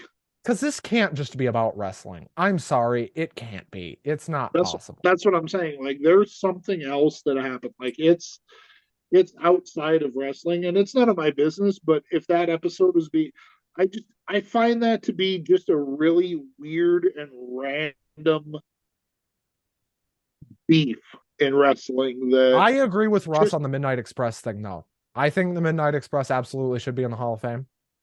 But again, I go back to what Devlin said. You can do it, and you can have Cornette there. How can you do it justice without Jim Cornette? Which is You probably can have Cornette never there. happen. It'll probably never happen. You can have Cornette there, but do not give him a live mic. Well, unless he promised to behave and be a good boy. I mean, I don't know. I mean, here and also too, if they booked him to do anything, all of the allegations would just, all of this stuff that I haven't even begun to delve into that because it's also sordid, and there was a whole lot of stuff that was. I will tell you, accused after the Me Too thing started to be prominent, those things were out even before the Me Too stuff happened. Like I had been hearing those stories for. And maybe that's just because I have friends who were in OVW when he was there. Yeah. Like I'm friends with Kenny Bolin, and I asked Kenny, like, hey, how much of this is true? And he said, no, pretty much all of it. And and Kenny Bolin, as reliable as a source as they come, he was Cornette's best friend for 40 years. Like, if anybody knows, it's It's Bolin. I mean, and Bolin came on this show when it was just a podcast and it was me and Bryce. Like, we had him on pretty shortly after all that came out, and I asked him how much of that is true, and he said, yeah, pretty much all of it. Like, yes. Enrico Constantino went on his show and said pretty much all of it was true, and it was disgusting and it was awful. And the only reason nobody ever spoke out against it is because they'd been blackballed. Because Cornette at the time, and up until really the last couple of years, had a very, very high place in wrestling, and he could make one phone call and make sure you never work again. Wealthy and powerful men have been getting away with this for centuries. I mean, it's nothing new under the sun. It's all been done a million motherfucking times, and it's just the same old horse shit, you know? Doesn't make it any better, unfortunately, but you're exactly right. I don't think Cornette, I don't think here's what it would honestly take for Cornette to appear at the Hall of Fame or appear at, I don't know, name a wrestling event anywhere. I mean, anybody to book him again. Here's what it's going to take. He's going to have to issue a public apology through his lawyer or whoever. And don't tell me Cornette doesn't have a lawyer, because that's bullshit. Through his lawyer or whatever, issue a statement, basically quit denying the allegations, admit you were in the wrong, admit you did the bad shit, bite the bullet, basically. Just bite right down on that bullet and let it fly and tell the truth, and then move on and stay quiet. Never gonna happen. And you're not, and both of you are correct. Russ is correct in that it'll never happen, and Ben is correct in that he needs to do it, or that's what it would take, because he doesn't realize that America is actually very forgiving. If they can forgive Pete Rose for betting on baseball, and they can actively campaign to want him in the Hall of Fame, they can forgive Cornette for that. Now it's going to take time, but it can happen. But you can't be forgiven if you don't have accountability for it. And he needs to go, and he would need to do an interview with somebody reputable. I don't know who in the wrestling world you would. Let's get him on this show. Let's get him on this show right here. Russ, we're hardly reputable. Well, I'll tell you what. You know. Yeah, if you have me on the show, you're not reputable. If I'm hosting the show, okay, here's how a Cornette interview would have to go. It would have to be like me, Russ, a police officer, and like a lawyer. That's probably how it would have to be.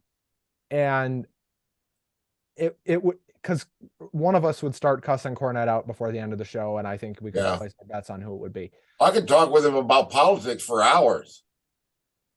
You know, but politics, you know. But who I mean, I'm more of a liberal than he is, even. I don't think he's a real liberal. From what I've heard, from some of the stuff he used to say, like to Bolin, like, oh, I'm not sure how much of that is real and how much of that is just him trying to get over. But can we end this show before it devolves into madness any more than it already? Why don't we? Devlin, you good? Has everybody blown their steam? Yeah, I got the answer I was looking for. I was going to ask Russ who he thinks the biggest omission in the Hall of Fame is, but he answered that question for me, and honestly, I agree with him. I think it's a damn shame the Midnight Express aren't in there. Well, this is officially God rest beautiful Bobby Eaton, one of the greatest workers of all time. I watched that dude wrestle on WCW Saturday Night for years. Him and Hacksaw Jim Duggan were the two staples on that show. Oh, yeah. Well, folks, forgive me. I'm going to do a long close here because this is the end of season 1. Yes. I want to thank a few people before we get the fuck out of here and let you get on with the rest of your day. Damon Marvin, obviously, for letting us do this show every single week. This show does not come back without him. Russ, obviously, you've been my co-host now this is our 11th episode of this, our 10th week. This is our 10th week doing the show since we came back. This is our 11th episode together. again, this show doesn't happen without you. Devlin, thank you for being here the last couple nights. We're gonna have you back. Thank you. And you know, It's been fun. Thank you.